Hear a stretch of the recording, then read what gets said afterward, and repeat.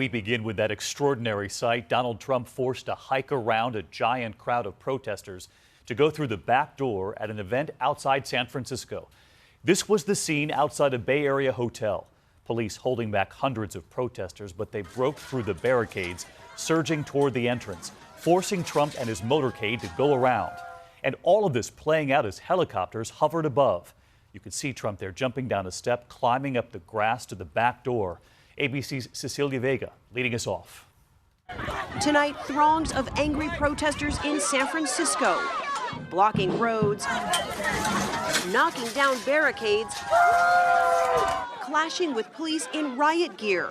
And when Donald Trump's jet touched down, the crowd was ready. ABC's Josh Haskell right there. Protesters outside the Hyatt Regency trying to use whatever entrance they can to get inside and stop Donald Trump from speaking here.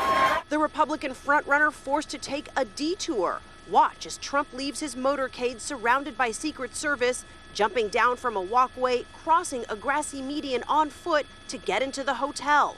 That was not the easiest entrance I've ever made.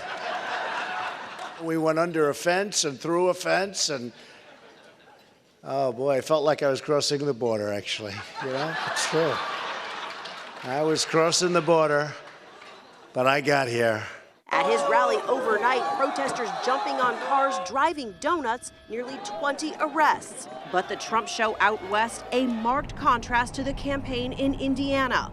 Trump recently visiting Indiana's governor, Mike Pence.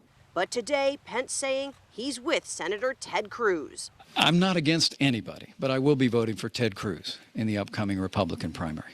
Today, I asked Cruz what happens if he loses Indiana. Can you look at your voters and say to them, stick with my campaign, I've got what it takes to win? You know, what I can tell you is Indiana is an incredibly important state.